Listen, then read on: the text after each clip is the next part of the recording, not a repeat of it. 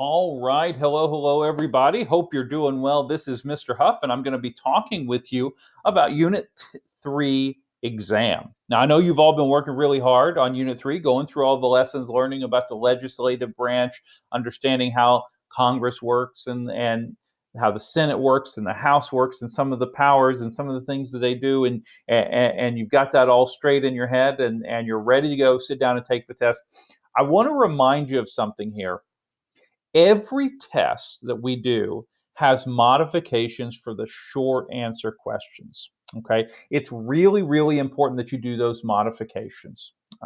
One of the reasons why it's important is that it's actually going to help you do better on the test. Why is that? Well, the modification questions, you can actually see those before you sit down to take the test. So you have an idea of what it is that you need to be looking into. What is it that you need to study?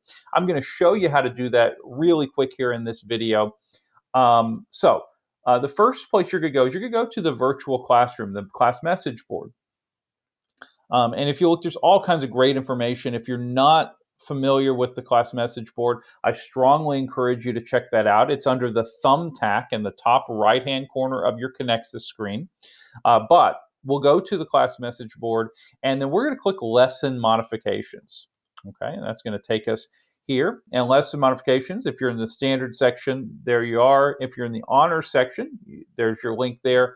There are different modifications for standard and honors on some assignments, but on Unit 3 test, it's actually the exact same modification. So it doesn't matter which of these we open, but I'm going to open the standard right there, and it's going to open up a file, standard lesson modifications. And this is going to show us in each unit what are the modifications.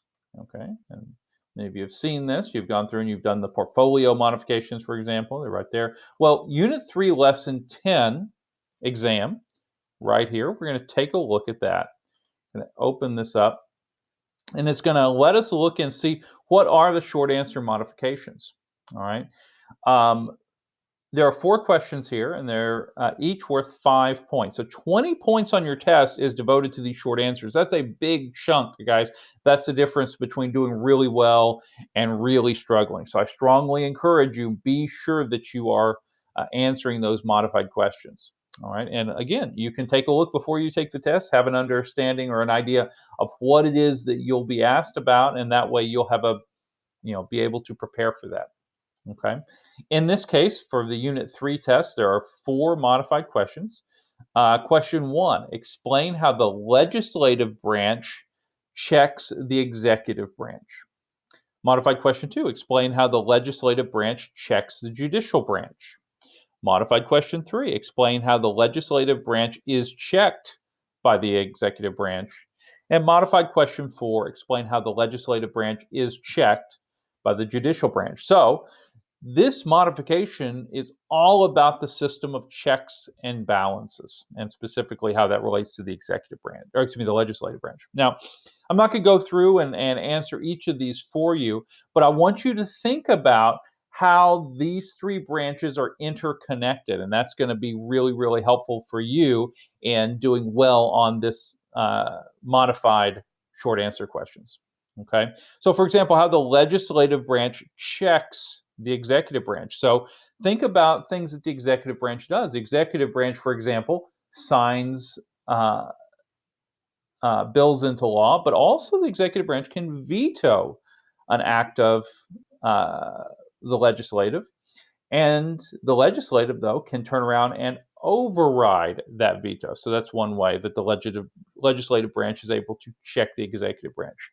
The executive branch nominates people to serve on the Supreme Court, or nominates people to serve in cabinet positions, but they have to be confirmed by the legislative branch. Okay, so the legislative branch can actually stop the executive branch from putting people on the Supreme Court, for example.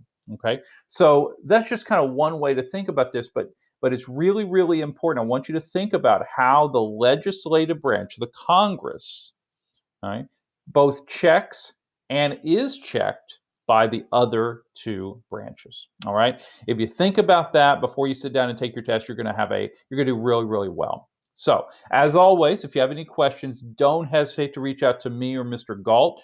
We're here to help. We'd love to help you. But I know you're going to do awesome on this. So thanks a lot, guys, and good luck on your Unit 3 test.